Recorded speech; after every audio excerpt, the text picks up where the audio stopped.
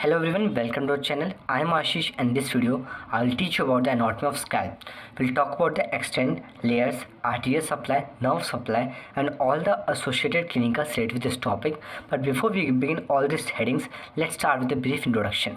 The word scalp, or we use the term scalp for the soft tissue which are covering the vault of the skull. So the structure which layers upon the vault of the skull or the skull cap are actually forming your scalp. So let's start with the extent. Anteriorly, it extends up to the superciliary arches, posteriorly up to the superior nuchal lines, and laterally up to the superior temporal lines. I know you have not understood the extent, so before having more clarity on the extent, let's move on to the 3D. So with the help of this 3D model of the skull, we understand the extent of the scalp. So the anterior extent of the scalp, as I told you, is up to the superciliary arches. So this is a frontal bone in the front, and the pink highlighted structure over here is actually the superciliary arches. So this is the extent of the scalp in the anterior side. Now we'll look on the extent of the scalp on the lateral side. In the lateral side, it extends up to the superior temporal line marked by orange color. So the yellow color structure over here marks the posterior part of the foramen magnum, and blue color structure marks the external occipital protuberance, and between these 2 points lies the external occipital crest, which is a vertical ridge. From side view of the external occipital protuberance arise the superior nuchal lines, which basically the posterior margin of the scalp. So for understanding the inferior nuchal lines, they basically arises from the midpoint of the external occipital crest laterally. So these purple structure over here are the inferior nuchal lines, and sometimes some inferior faded protuberance is present, which is called the highest nuchal line 1 cm above the superior nuchal line. So this basic understanding of the nuchal lines will help you better understand the extent of the scalp. Now let's talk about the layers of the scalp. So we'll talk from the superficial and move to the deeper structure. The layers of the scalp are very easier to remember with the help of this mnemonic, and the mnemonic is the word scalp itself. The letter S stands for skin, C stands for connective tissue, A stands for aponeurosis, L stands for loose radial tissue, and P stands for pericranium. So here in this 3D model, you can appreciate the very first layer, that is the skin containing hair follicles. So if you remove the first layer, including the hair and the skin, we can move on to the second layer, that is the connective tissue. The third layer is the aponeurosis layer of the occipitofrontalis muscle. And if you move deeper, removing all the arteries and veins, will reach the pericranium. Above the pericranium, there was the loose perioral tissue. So if you move deeper, you can appreciate the brain and the other parts of the central nervous system. So let's learn about this layer with the help of this diagram. I will talk about some more points related with it. Okay, so if we'll see the head from the top view, okay, some sort of aerial view you can imagine. So looking your head from the top, the very first layer you find is that of the skin. The skin of the scalp is thick and hairy except for the forehead. So the scalp is thick except in the anterior region, or you can see the near the forehead. The scalp is thin, rest places it is thick and present with the hair. It's firmly adherent to the epicranial aponeurosis, that is the third layer. That's why these 3 layers are together called the surgical layers of the scalp. I will talk about this in the later part of this video. Now the next deeper layer present is the connective tissue, or you can say the superficial fascia of the scalp. This layer helps in binding the skin to the aponeurotic layer, which is present just below it. It contains hair follicles, it has some vascular structures, and the nervous structures are also present over here. These layers, or you can see this connective tissue divided into various septa, which contains fat. So the 2 important features to remember in this case, it is divided into various septa or various parts with the help of the septa, and it contains vascular structures along with the hair follicles. Now the next layer is the aponeurosis layer. This layer is formed by the occipitofrontalis muscle and its aponeurosis. The occipitofrontalis muscle consists of 4 small bellies. 2 bellies lie in the frontal, lies in the front region, is called the frontal bellies, and 2 are the occipital bellies that lie in the posterior part. Since greater part of this layer is formed by the aponeurosis, it is called the aponeurotic layer. The next deeper layer is the loose radial tissue. So this layer over here is the loose radial tissue. As the name indicates, this layer is made up of loose radial tissue that serve as a natural plane of cleavage during craniotectomy, that we'll discuss in the clinical section of this topic. Now the last layer is the pericranium. That is the fifth layer of the scalp and is formed by the periosteum of bones of vault. So the structure forming the vault of the skull, upper part of the skull, are actually forming the pericranium. Okay, so these were all the 5 layers that we discussed. Now let's talk about the arterial supply. Let me tell you, the scalp has a very rich vascular supply. That's the arteries and the venous drainage are very rich. So there are 5 arteries on each side of the scalp. So if we divide the scalp into 2 halves, then each side will be having 5 arteries. You should remember, in the scalp, if we divide either the arteries or the nerves into 2 parts that present in the front of the auricle are called the periauricle structures, and that present in the back of the auricle are called the post-auricle structure. So there are 3 arteries in the front of the auricle and 2 arteries behind the auricle. The 3 arteries in the front are the supratrochlear, supraorbital and the superficial temporal. The supratrochlear is a branch of the ophthalmic artery which arises from the internal carotid artery, and the supraorbital is actually the same branch or the other branch of the ophthalmic artery that same arises from the internal carotid. So out of the 3 arteries that originate in the front of the auricle, or that is present in the front of the auricle, 2 of them are originating from the internal carotid artery, and the superficial temporal is originating from the external carotid artery. So it is a direct branch of the external carotid artery. The structures of the arterial supply present behind the auricle, that is the posterior auricular and the occipital artery. Both are branches of the external carotid artery. Okay. Now let's see with the help of diagram the arterial supply. Now let us look at the diagram of the arterial supply of the scalp to have a great overview of the topic. But to make a concept more precise, we will also look into the 3D. So here we have the 5 sets of arteries on each side. So if we divide the scalp into 2 equal halves, each half will have 5 arteries. 3 are present in the front of the auricle and 2 are present behind the auricle. Okay. In the front you can see 2 arteries usually come together, that is that supratrochlear and the supraorbital, and the distance between them is only around 3 to 4 centimeter.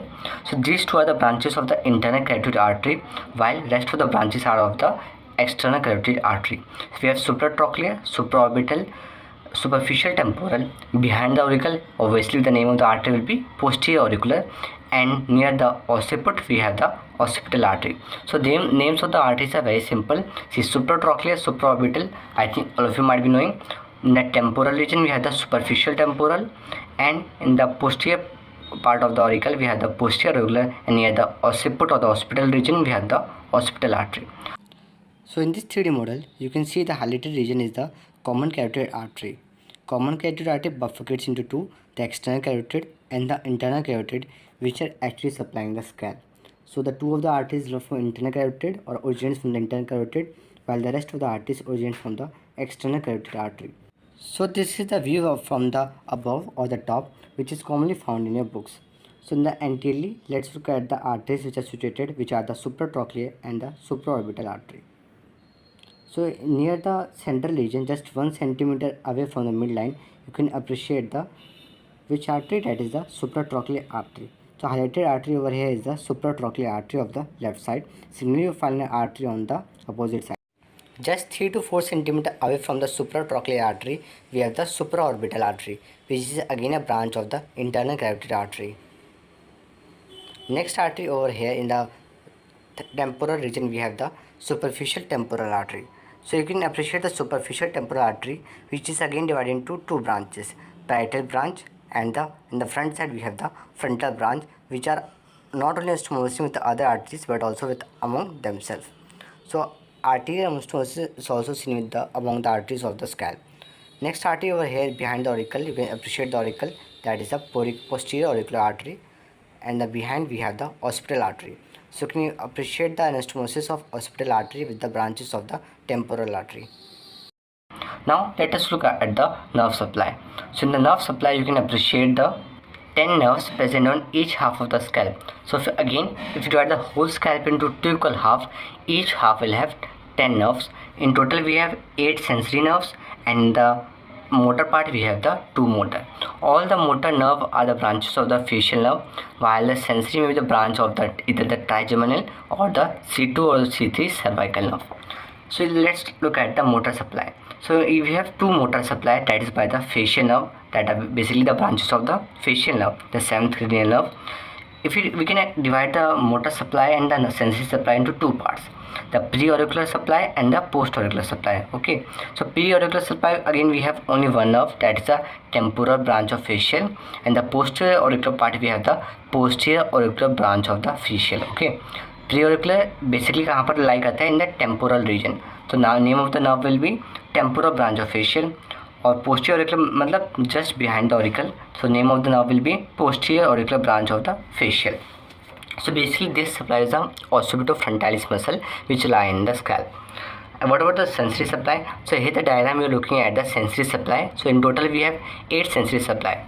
Those which are present in front of the auricle are basically the branches of the which nerve, that is the trigeminal nerve, and the posterior auricular branches are the posterior auricular nerves are basically the C2 and the C3 cervical nerves. Now let us concentrate on this diagram and we'll compare it with the arterial supply to easily remember the names of the sensory supply of the scalp.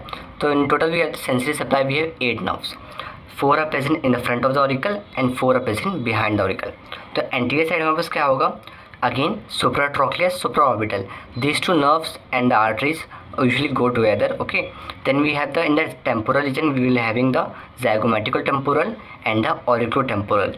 Okay, because we have the zygomatic arch over here, that's why the name of the nerve is the zygomatic temporal nerve, and this is the temporal region near the auricle, that's why the name of the nerve is auriculotemporal.